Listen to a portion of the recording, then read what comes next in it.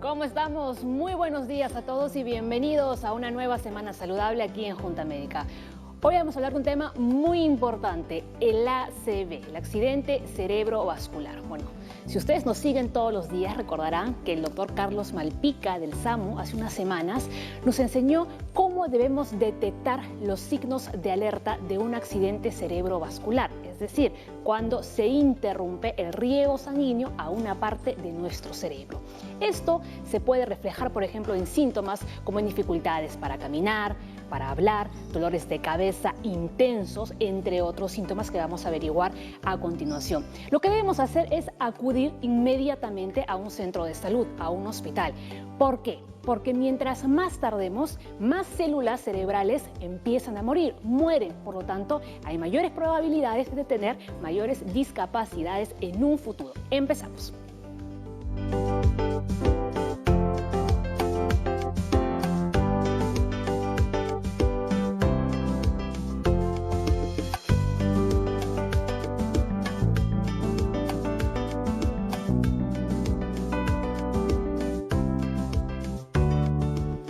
Muy bien, y hablando de discapacidad, queremos relacionar el tema porque hoy, 3 de diciembre, ya qué rápido, es el Día Internacional de las Personas con Discapacidad. Y justamente el accidente cerebrovascular es una de las causas, ¿no? Esto, como vuelvo a repetir, por no haber acudido lo antes posible a un centro de salud. Vamos a conocer a nuestros médicos invitados el día de hoy a nuestro programa.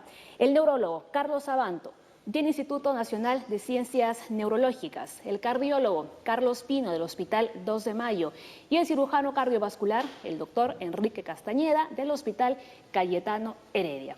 Muy buenos días, bienvenidos, ¿no? Estamos variados hoy día, de diversos centros. Buenos días. ¿Cómo están? Hablamos de algo muy importante, el ACV, el accidente cerebrovascular. Antes de empezar, siempre que hablamos de ACV, decimos como sinónimo, ¿no?, el infarto cerebral. ¿Es lo mismo o el derrame cerebral? ¿O no? Bueno, no es lo mismo exactamente.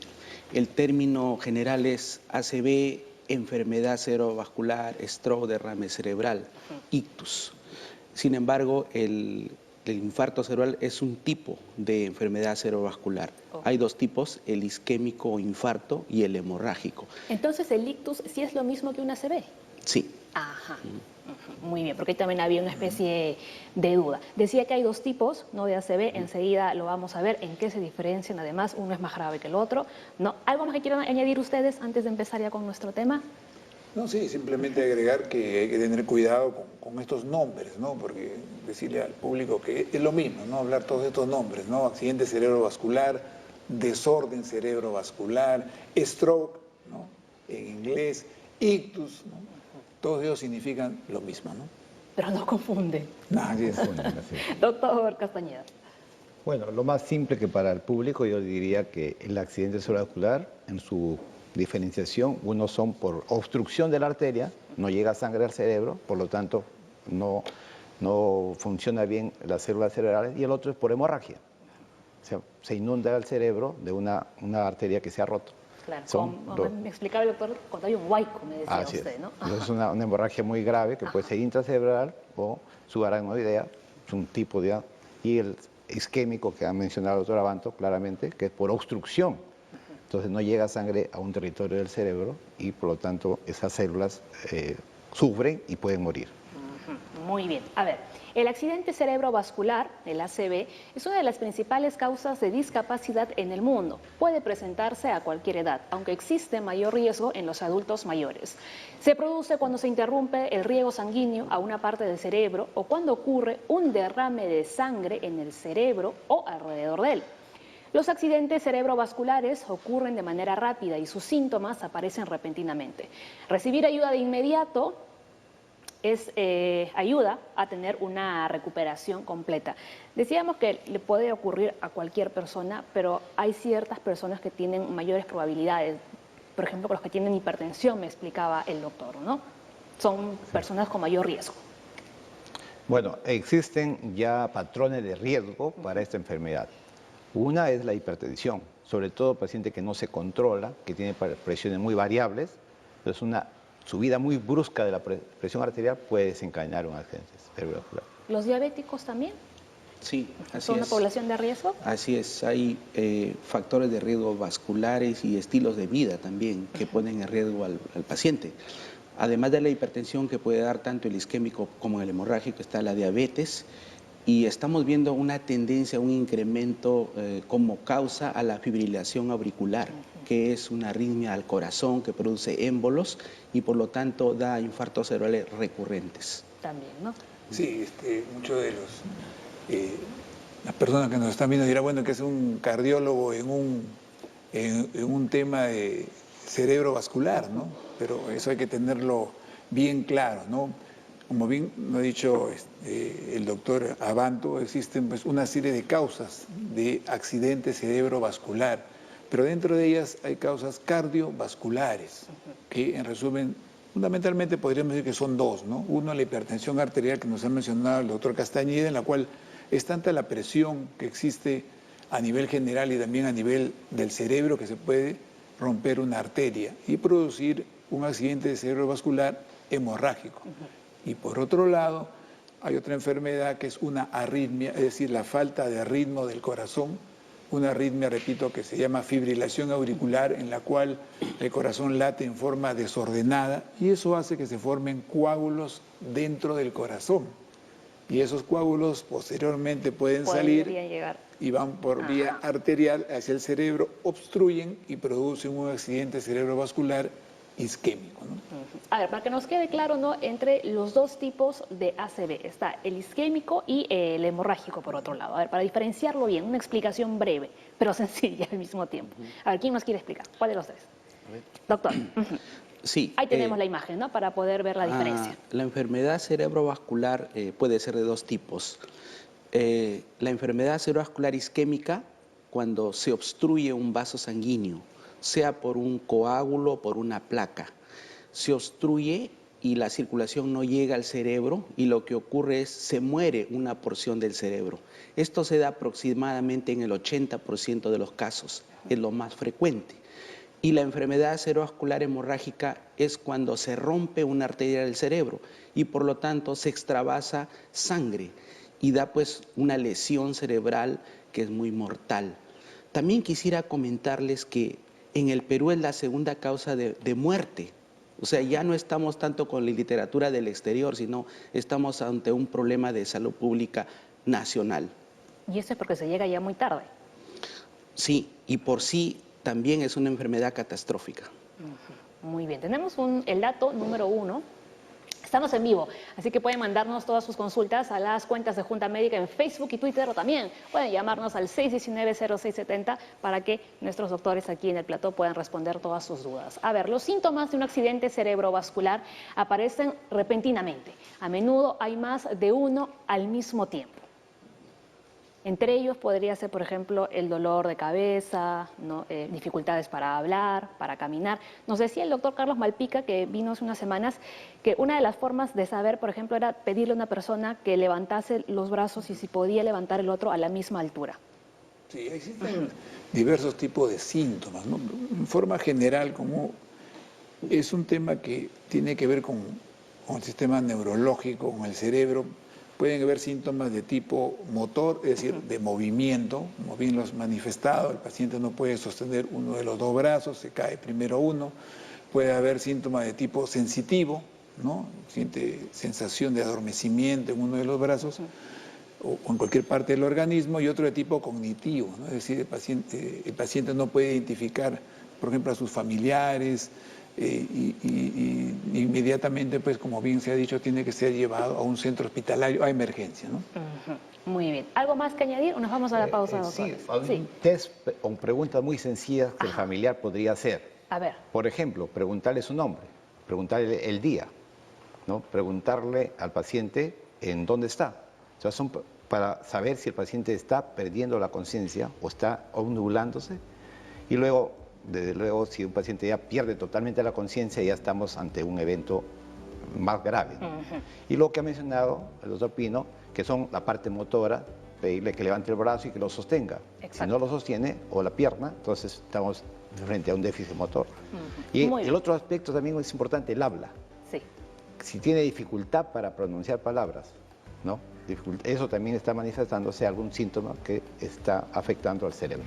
Hacemos nuestra primera pausa en Junta Médica, enseguida volvemos con el doctor Abanto, que nos quería comentar algo más. Ya lo saben, estamos en vivo, envíenos todas sus consultas.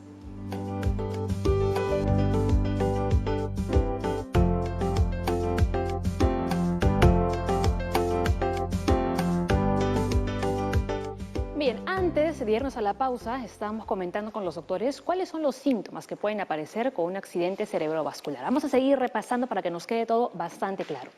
Falta de sensación o debilidad repentina en la cara, el brazo o la pierna, especialmente en un lado del cuerpo. Confusión repentina o problemas al hablar o comprender lo que se habla.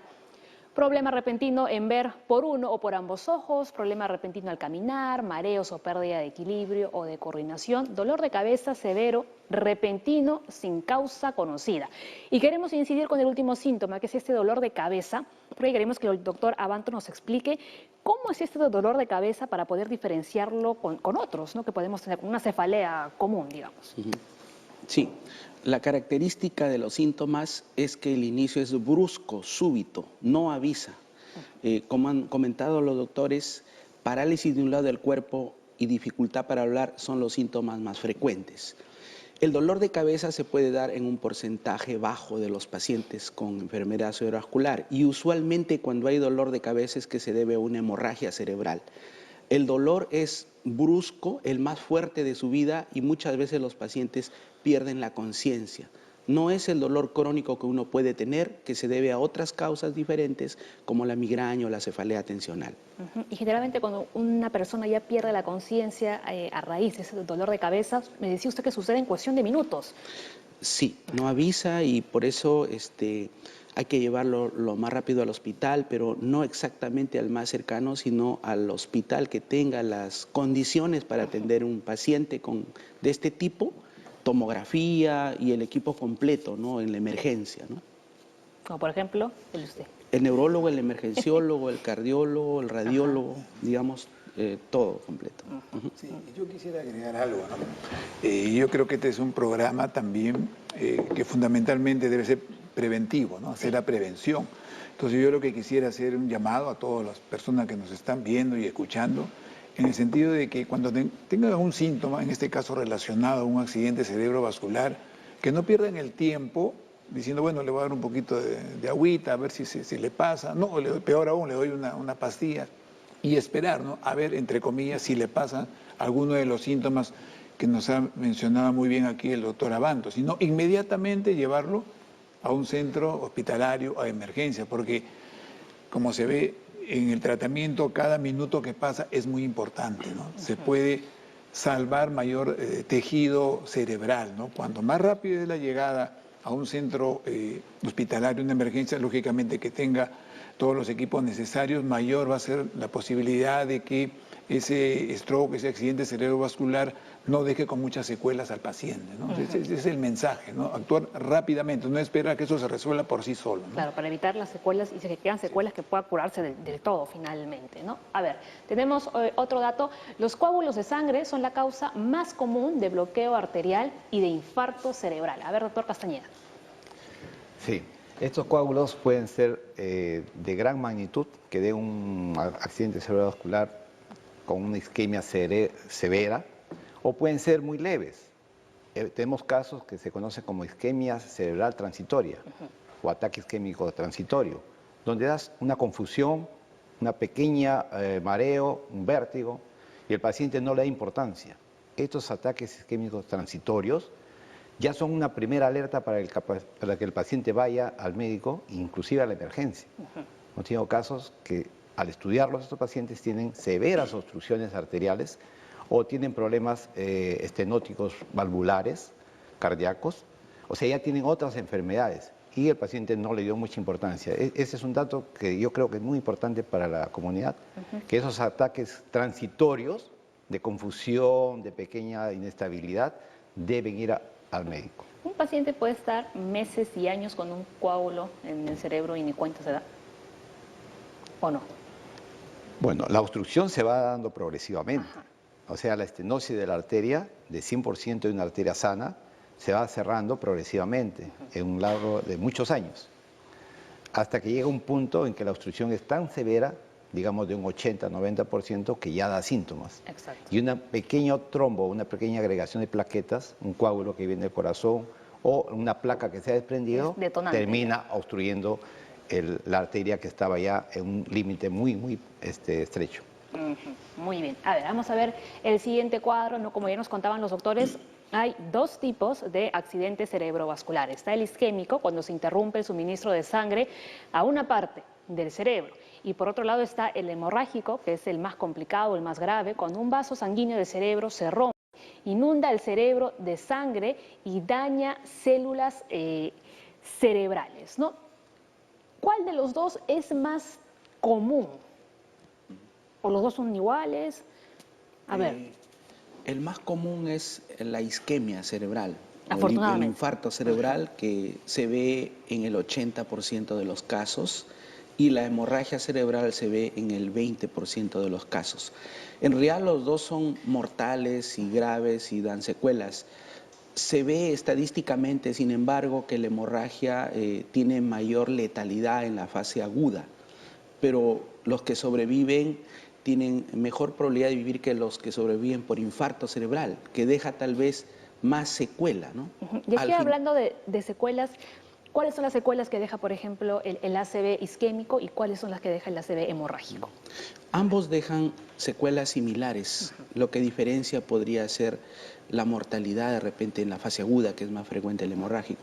Estas secuelas son motoras, la hemiplegia, puede ser la afasia, que no habla el paciente, pero aparte hay complicaciones o secuelas tardías que son la demencia, similar al Alzheimer, el paciente ya no recuerda, tiene problemas de la conducta, de la memoria, puede haber epilepsia, convulsiones, puede haber estados depresivos también secundarios a la enfermedad cerebrovascular.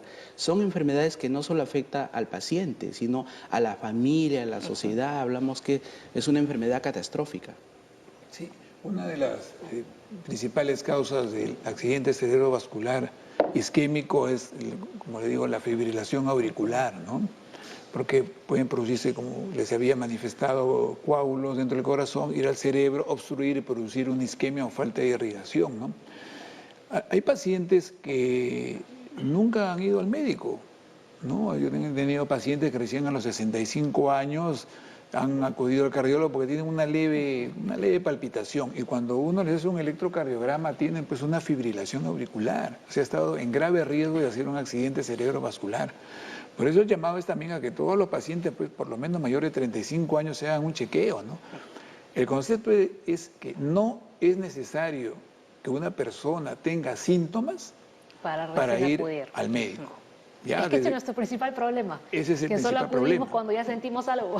Es como el que acude al dentista solamente cuando ya tiene dolor de muela, y no debe ser así, debe acudir una vez al año, ¿no? Igual, para las enfermedades médicas, mucho tiene que ver la parte de la prevención, ¿no? En este caso, por ejemplo, hacerse de los 35 años un chequeo cardiológico, ¿no? Porque ahí también nosotros evaluamos la hipertensión arterial. Y ya seguramente en programas anteriores habrán dicho que más del 90% de pacientes hipertensos no tienen molestias. Y eso es lo peligroso, ¿no? Entonces, ¿por qué? Porque la hipertensión arterial también es un factor de riesgo para hacer accidentes cerebrovasculares de tipo hemorrágico, ¿no? Entonces, al final son enemigos silenciosos. Exactamente, así se le llama, ¿no? Se hace un chequeo cardiológico para poder ver cuál de estos dos grandes factores puede tener. Y no es necesario que tengan síntomas para acudir al médico, ¿no? Doctor Castañeda, en prevención estamos jalados. Así es. Aquí en el Perú, ¿no? Pero que creo que con el programa durante todo este año algo hemos podido cambiar, ¿no? en la población. Claro, cambiar los hábitos de vida es difícil, pero sí es un mensaje para la población. O sea, vida saludable significa hacer ejercicio, evitar el tabaco. El tabaco es uno de los principales factores de enfermedades arteriales. Produce un endurecimiento de las arterias, obstrucción de las mismas, formación de ateromas.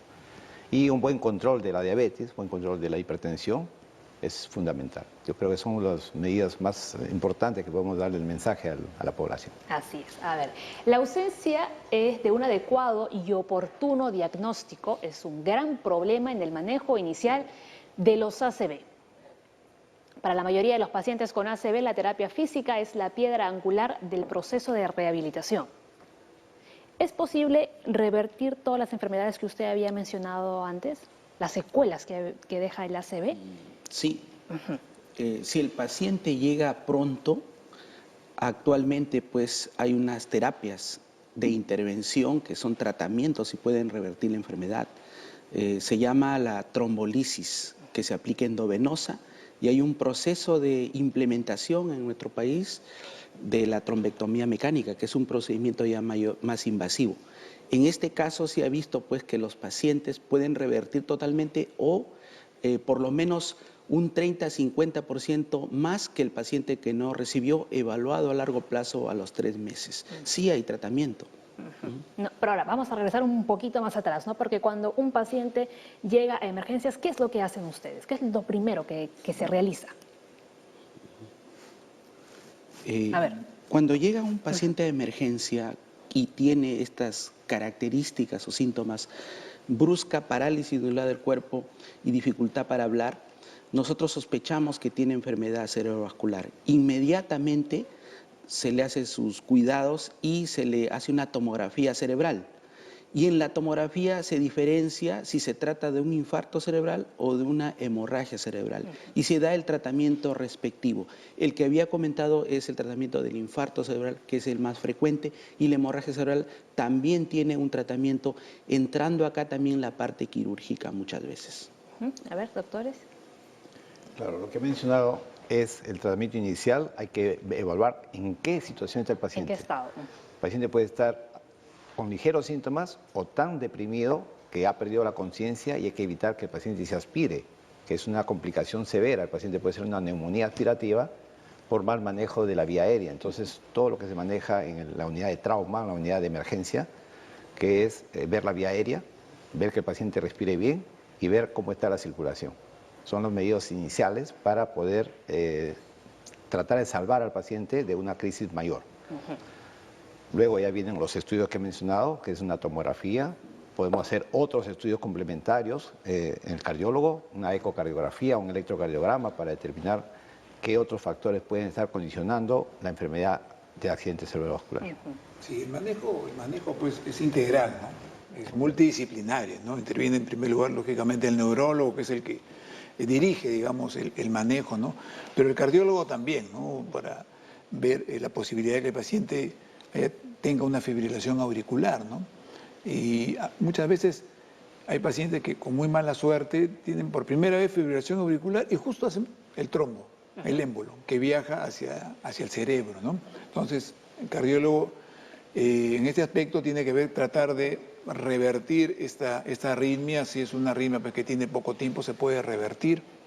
Y desde el punto de vista de la hipertensión arterial, tratar de controlar la presión arterial, que ha sido un factor de que ha producido este accidente cerebrovascular, ¿no? Entonces, el manejo pues, es multidisciplinario, ¿no? Cada uno tiene en su especialidad mucho que atender al paciente, ¿no? Claro, muy bien. A ver, ¿seguimos o nos vamos a una pausa? Vamos con la nota de Aura. A ver, vamos a ver qué nos ha preparado.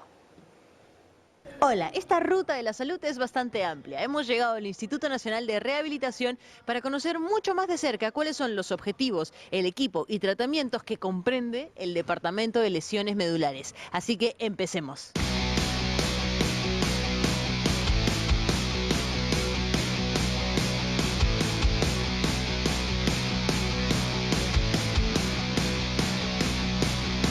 Ya estamos con la doctora Muñoz, que nos va a contar un poco en qué consisten los tratamientos que brinda el importante y súper extenso Departamento de Lesiones Medulares aquí en el INR. Doctora. Brinda tratamiento integral para los pacientes con lesión medular.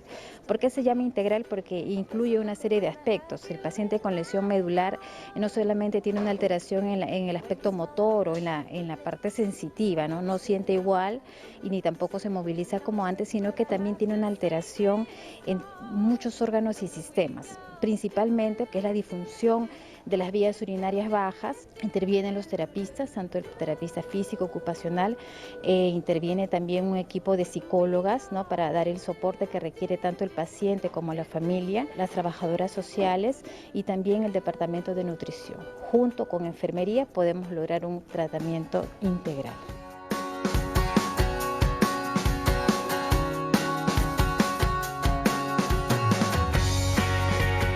Licenciada Mirna, cuéntenos por favor cuál es el propósito de un gimnasio en el tema de lesiones medulares, porque normalmente las personas no asocian gimnasio con lesión. Cuéntenos. Lo que tratamos en el gimnasio es que el paciente recupere su máxima capacidad funcional para que haga diferentes actividades laborales, sociales, todas las de higiene, de vestido, ¿no? Y dígame, ¿se recomienda alguna cantidad de sesiones? ¿Cuál es la duración de la sesión quizá? Los pacientes que tienen una lesión completa los hospitalizamos de 3 a 4 meses, el incompleta de 4 a 5 meses, dependiendo del paciente, dependiendo de sus características, dependiendo de su patología, dependiendo de qué queremos conseguir.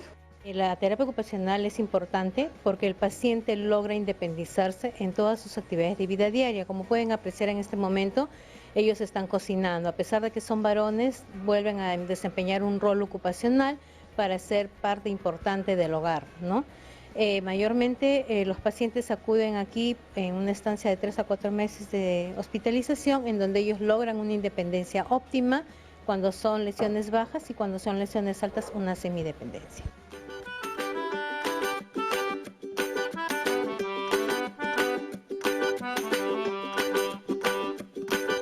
También salimos a hacer actividades de calle, ¿no? Salimos a la calle a subir, a bajar veredas, a hacer uso de los servicios públicos, mercados, bancos.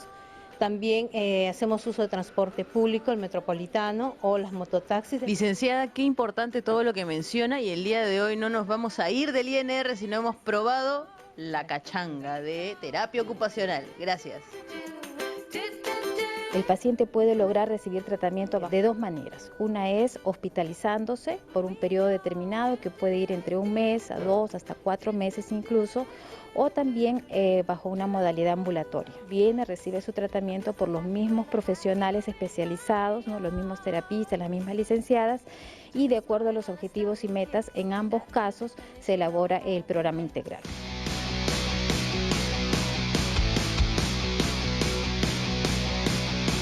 ¿Qué consiste el deporte adaptado?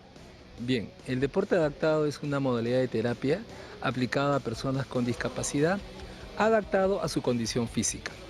En este caso, el deporte adaptado a lesiones medulares está relacionado con los niveles parapléjicos y cuadriplégicos, ¿no? Nuestros pacientes, en este caso la mayoría son de nivel parapléjico. Están practicando o van a practicar un deporte en una silla deportiva adaptada para este tipo de deporte. La forma como pueden llegar los pacientes es a través de una referencia, pueden recibir su atención a través del Seguro Integral de Salud. Únicamente necesitarían de una hoja de referencia, un informe médico, donde realmente cuente ya con el diagnóstico de que el paciente es portador de una lesión medular para poder nosotros diseñar ya el programa que el paciente requeriría.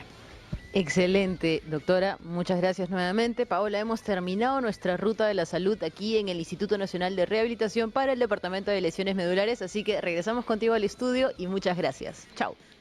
Gracias a ti, Aura, porque gracias a ti conocemos, ¿no?, todas estas cosas. Muchas personas desconocen de la cantidad de actividades y terapias que se realizan en el INR. En este caso estábamos viendo las terapias, ¿no?, que se hacen con los pacientes que han tenido lesiones medulares, ¿no? Realmente muy bueno, ¿cierto? ¿No? Y ahí también sabíamos ya, ¿no?, cuáles son los requisitos que se necesitan para que puedan ser atendidos en este instituto. Hacemos una nueva pausa en el programa. Al volver, más cosas sobre la ACV.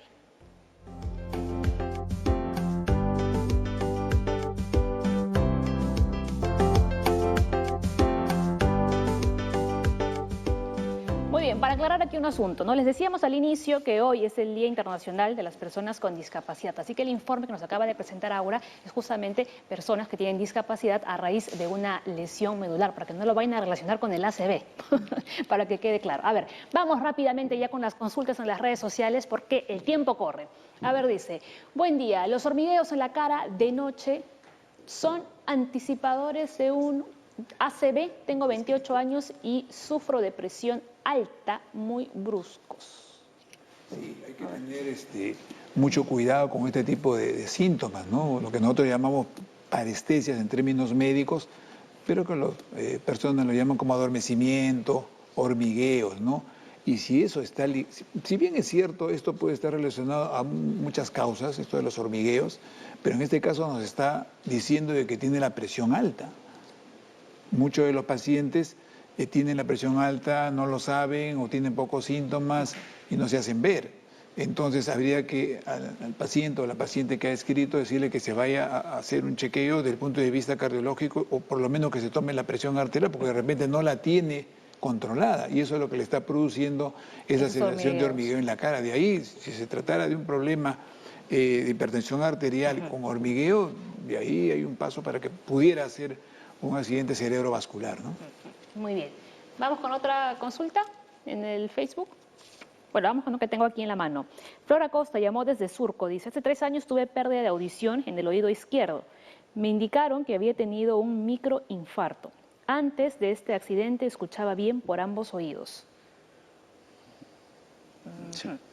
Bueno, la pérdida súbita de la audición no está muy relacionada al infarto cerebral ni a la hemorragia cerebral. Creo que debería consultar al otorrino. Pueden haber problemas auditivos con la enfermedad circular, pero usualmente asociados a otros síntomas, ¿no? De parálisis, de problemas del habla. Creo que debe haber una consulta por un otorrino de manera individualizada. Vamos con más consultas. A ver, dice, cuando ya hubo derrame cerebral, ¿cuáles son las terapias que se deben seguir? Cuando ya hubo, como habíamos comentado, luego del manejo en la emergencia, los tratamientos trombolíticos, la hospitalización para ver qué factores de riesgo son los causantes, la prevención, entiendo que se refiere después, ¿no? Del alta, ¿no? Ahí la rehabilitación es importante, muy importante. Hay varios tipos de rehabilitación, tanto motora como de lenguaje, como ocupacional, como cognitiva, o sea, todo un programa, ¿no? Y aparte también debe asistir a sus controles por neurología y por cardiología y por todo el equipo de acuerdo al caso. Las terapias que veíamos en el informe de Aura, en el INR, ¿se podrían también utilizar para las del ACV? Hemos visto que la unidad del INR es una unidad de lesiones medulares que no está relacionada con la secuela que usualmente da la enfermedad circular, que es la hemiplegia, ¿no? Es otro programa. Ok, muy bien, queda claro entonces. A ver, vamos con otra consulta. Dice, buen día, mi hermana sufre de migrañas progresivas. ¿Es probable que desarrolle un tumor y sea hereditario?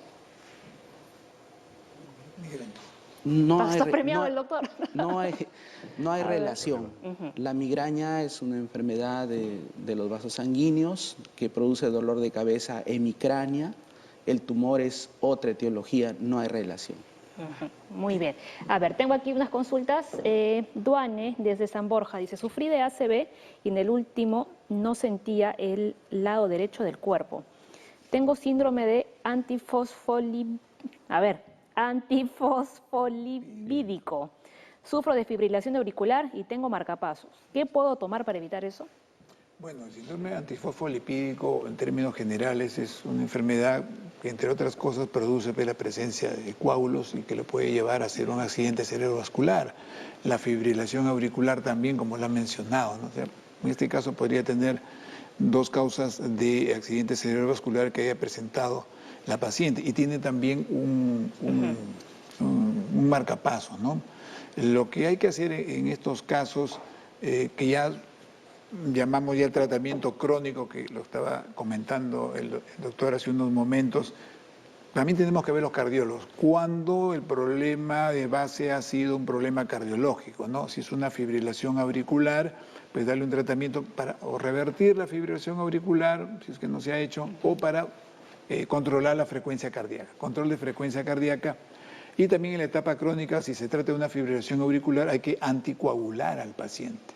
Porque si el paciente va a continuar con esta fibrilación auricular, también van a existir posibilidades de que vuelva a ser un accidente cerebrovascular. Entonces hay que anticoagular al paciente y hacerle un seguimiento en el tiempo. ¿Y esta anticoagulación es solo por un tiempo determinado o ya tiene que utilizar? Si es una fibrilación auricular crónica, la anticoagulación ya es permanente. Por vida. ¿Sí? Muy bien. ¿Algo que añadir, doctor Castañeda? Bueno, hay 2 tratamientos, ¿no? La anticoagulación en este caso está muy bien indicado porque es fibriladora, tiene marcapaso y tiene este fenómeno de antifosfolipídico. Hay otros casos donde basta con una antiagregación plaquetaria, o sea, el uso de la aspirina o el uso del clopidogrel, que son mecanismos que ayudan también a que la sangre no se haga muy espesa y no lleve a una formación de un trombo.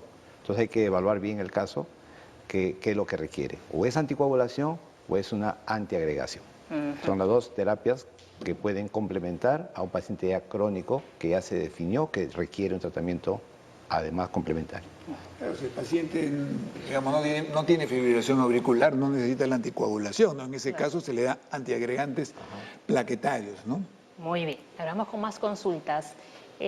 ¿Cuál es? Rosa Asma dice, ¿una de las secuelas sería la pérdida de memoria o lagunas mentales? Secuelas estamos hablando, ¿no? Sí. Como habíamos comentado, las complicaciones tardías son, uno, pues la demencia, la epilepsia, también la depresión, ¿no? Dentro de la demencia puede ser una secuela, pues el deterioro cognitivo, o sea, la disminución de la memoria o los olvidos frecuentes, ¿no? Esto de acá es muy discapacitante, muy similar al cuadro conocido como Alzheimer, pero en este caso le podemos llamar demencia vascular por la causa, ¿no? Que es diferente al Alzheimer.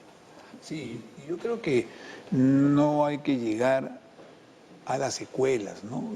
Y es una lástima que muchas veces los pacientes que tienen esta alteración del accidente cerebrovascular y las secuelas son pacientes cada vez más jóvenes. Sí. ¿Por qué? Porque ellos tienen diversos factores de riesgo. ¿Cuáles son? La hipertensión arterial, la obesidad, el tabaquismo, el colesterol elevado. Entonces, si tienen todo este tipo de factores de riesgo y son jóvenes, van a poder quedar discapacitados. Y una persona discapacitada trae un problema no solamente personal, sino también familiar y también de tipo económico, ¿no? Así es. Entonces, hay que tener muy en cuenta estos factores, prevenir y evitar pues estos factores de riesgo, ¿no? Y las secuelas, lo que dice el doctor, evitar llegar a las secuelas. A ver, vamos con Antonia. ¿El tratamiento neuropsicológico cuál es para la recuperación de funciones? Claro. En el caso que haya problemas de la esfera cognitiva o de la conducta, como depresión, ansiedad y otros problemas relacionados al estado de ánimo, primero es una evaluación neuropsicológica, una evaluación que incluya muchas áreas del cerebro, ¿no? El área pues de la memoria, el área del lenguaje, el área del estado de ánimo y unos puntajes de acuerdo al rendimiento de la memoria. Una vez que se establece una evaluación, se detecta dónde está el problema. Y de acuerdo a la zona o la función afectada, ya vendría el tratamiento especializado. Muchos de ellos requieren también medicación, como lo son los antidepresivos, los ansiolíticos o algunos fármacos para la memoria. Muy bien, tenemos más consultas, pero antes tenemos que hacer un brevísimo corte y enseguida volvemos con ellas y ya con las conclusiones finales de nuestro programa del día.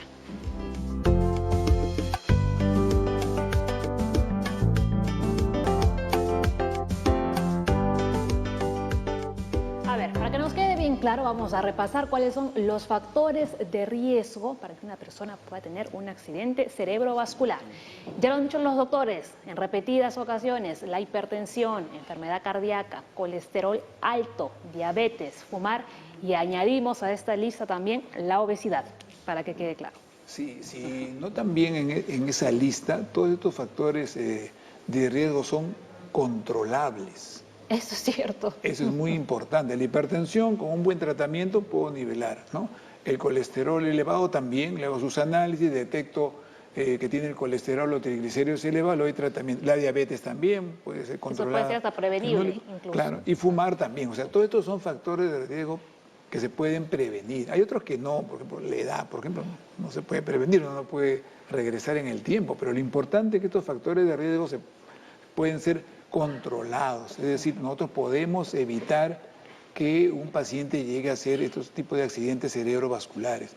Siempre digo yo a mis pacientes que el 50% del éxito de un tratamiento depende del médico, sí, pero el otro 50% depende del paciente. Podemos estar frente a un excelente neurólogo, cirujano, cardiólogo, pero si el paciente no pone de su parte, no se va a controlar la hipertensión, va a seguir aumentando de peso, va a fumar, no se controla su colesterol, entonces de nada vale la acción, en este caso del médico, si no participa activamente el paciente. Pero también puede suceder lo contrario, doctor, que el paciente esté muy eficiente y el doctor... No creo. Muy bien, a ver, vamos con otra consulta. Luisa Fernández dice, buenos días, quisiera preguntar a los doctores si las personas que sufren de varices pueden tener mucho riesgo. Ahí está, para el doctor Castañeda. Bueno, hay un caso de accidente cerebrovascular que es menos frecuente y que da en los pacientes con varices, que forman trombos y tienen una comunicación interauricular y da una embolia paradojal. Se da un coágulo que viene de las venas, llega al lado derecho y luego por ese orificio que no se cerró, pasa al lado izquierdo y va al cerebro. Entonces hemos tenido casos de pacientes con accidente cerebrovascular de origen embólico causado por las varices.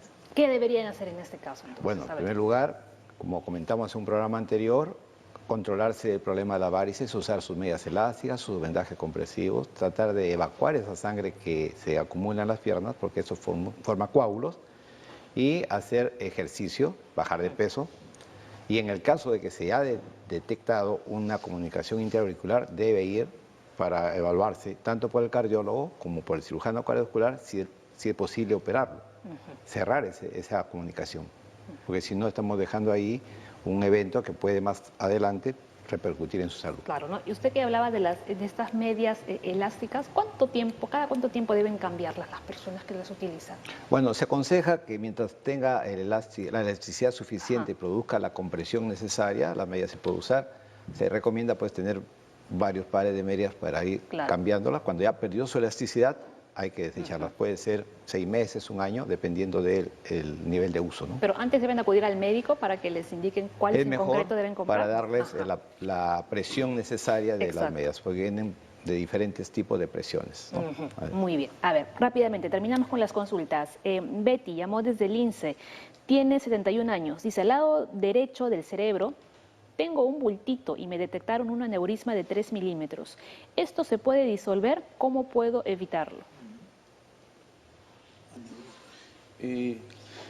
Cuando hay un aneurisma, que es una malformación vascular de nacimiento, que es una dilatación de un vaso sanguíneo, en este caso de una arteria, este puede crecer. Entonces, crece, pero esa dilatación es débil y se puede romper en cualquier momento. Cada caso es particular. Creo que debe acudir a un neurocirujano para que evalúe su caso. Los tratamientos básicamente son desde quirúrgicos hasta embolizaciones y técnicas nuevas que hay. El detalle, el caso es que hay que individualizar el caso y creo que debe acudir, como he dicho, a un neurocirujano. Sí, bien. Doctor, sí. Si me permites, con respecto a lo que manifestó el doctor Castañeda, ¿no? Existen casos muy especiales, ¿no?, de pacientes que hacen accidentes cerebrovasculares, no es fibrilador, no es hipertenso, no es obeso, no tiene diabetes, y los neurólogos se ponen a preguntar, bueno, ¿y por qué tuvo este accidente cerebrovascular? Entonces, ahí muchos de estos casos están relacionados con lo que nos manifestó el doctor Castañeda, ¿no?, que en el corazón muchas veces hay una comunicación, como bien dijo, entre las dos aurículas, ¿no? Y los coagulitos pueden pasar de derecha a izquierda y ahí pueden subir hacia el cerebro y producir el accidente cerebrovascular. En este caso es un diagnóstico, digamos, podemos decir un poco fino, ¿no?, que tiene que ser el cardiólogo, hacerle un ecocardiograma y ver si existe esta patología, esta anormalidad que se llama foramen oval permeable, ¿no? Es decir, que hay una comunicación con los cambios de presión en la aurícula derecha y puede pasar coagulito hacia el lado izquierdo y hacia el cerebro, ¿no?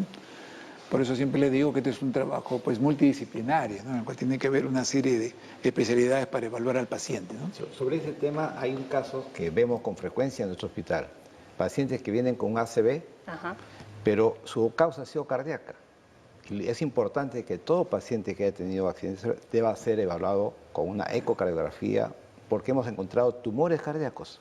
Un tumor cardíaco, un mixoma, que se forma en la aurícula izquierda y cuando va creciendo como una coliflor, desprende fragmentos que van al cerebro. Y la causa estaba en el corazón. Exacto. Entonces también se da con menos frecuencia, vemos unos 3 o 4 casos al año con tumores cardíacos que desprenden hacia el cerebro. Muy bien. A ver, vamos ya con la última consulta. Rosalind dice, buenos días. ¿Qué dice? Presento presión ocular alta. Presión ocular, ¿qué significa? Bueno, la presión ocular elevada no está relacionada pues directamente con la hipertensión arterial, ¿no? En este caso, vamos a estar hablando de un glaucoma, pero el hecho de tener presión ocular elevada no quiere decir que tiene hipertensión arterial, es un problema netamente a nivel del ojo, ¿no? Ocular, muy bien. Y ya la última para irnos. Alejandra llamó desde Comas, creo que sí la respondió el doctor, dice, ¿una convulsión es producto de unas ACV? Habría que ver si es en la etapa aguda inicial. No es muy frecuente el debutar con convulsiones, pero puede darse en algunos casos, sobre todo las hemorragias. Sin embargo, ya como secuela posterior al evento, después del alto usualmente, en el transcurso de los meses, en algunos pacientes pueden haber convulsiones y en este caso le llamamos epilepsia vascular. Muy bien. Y antes de las conclusiones finales de los doctores, vamos a presentar las conclusiones finales de la Junta Médica con este siguiente cuadro.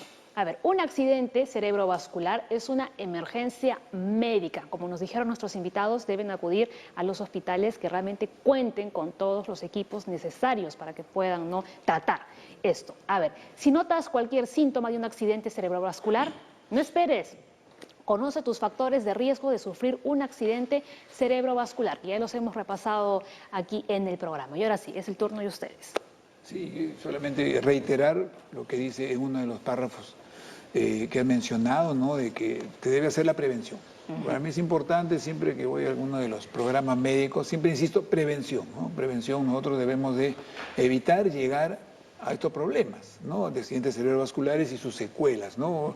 Ir al médico, que le tomen la presión, ver sus factores de riesgo, hacerse sus análisis para así prevenir una serie de enfermedades, porque estos factores de riesgo no solamente son cerebrovasculares, también son cardíacos, ¿no? Y también de otras enfermedades, ¿no? De manera que la prevención debe estar siempre presente en la mente de todas las personas, ¿no? A ver, doctor Castañeda. Bueno, reiterar los conceptos básicos de una vida sana, el ejercicio es importante, ya dijimos el cigarro debe desecharse, tener sus controles muy estrictos. A veces la persona cree que con tomar sus medicinas ya está controlado, pero el 30% de los hipertensos solamente controlan la presión arterial, un 70% no logran a la meta de control de presión arterial, eso con estudios ya poblacionales. Entonces es necesario que periódicamente ese paciente tenga un buen control de un mapa, un monitoreo de presión arterial, que vea si está en sus niveles, igual con el diabético. Cree que tomando sus medicamentos antidiabéticos ya está controlado. No. Es necesario que tenga las metas de control de la diabetes, menor de 130 y hemoglobina glicosilada menor de 7. Si no está en esas metas, no está controlado. Perfecto, muy bien. ¿Y doctor Abanto, por último? Sí, quisiera agregar que esta es una enfermedad catastrófica, una carga de enfermedad, un problema de salud pública global. Y en el Perú, en el reporte de septiembre de la DIGEMIT, es la segunda causa de muerte. Es algo grave, entonces creo que acá también debemos de invocar la unión de los hospitales, pero aparte el Ministerio de Salud. Sería interesante formar un programa de prevención y control de la enfermedad cerebrovascular para rebatir esta enfermedad. Muy bien, doctores, muchísimas gracias por haber estado hoy lunes aquí en Junta Médica. Mañana, como siempre, más programas saludables para ustedes. 9 en punto, nos reencontramos. Que tengan un lindo lunes y un buen inicio de semana. Chao.